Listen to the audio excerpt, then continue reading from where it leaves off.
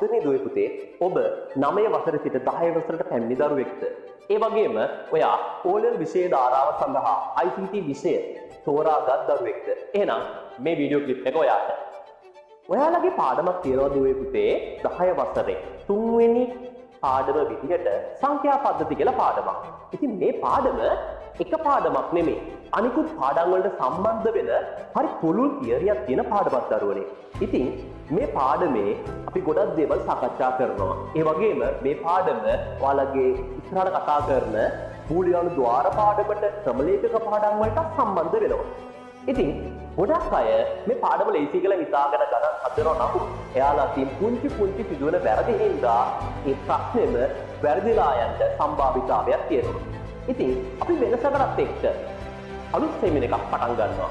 හරියටම දංකොටුව ජයම ආයතනයේ පෙබරවාරි 3 වෙනිදා සවස 3:00 ඉඳලා ඔයාලගේ ඔය සංඛ්‍යා පද්ධති පාඩම ඕලෙවල් ප්‍රශ්නත් එක්කම සහ මොඩල් පේපර් ප්‍රශ්නත් එක්කම අපි එක දවසින් සම්පූර්ණයෙන්ම ඉවරක් කරලා දානවා.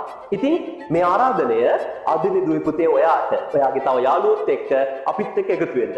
ඒ වගේම විශේෂ දෙයක් මේ සෙමින එකට ඔයාලගේ කිසිදු වියදමක් හෝ නිබන්ධන ගාණක් ගන්නේ නැහැ.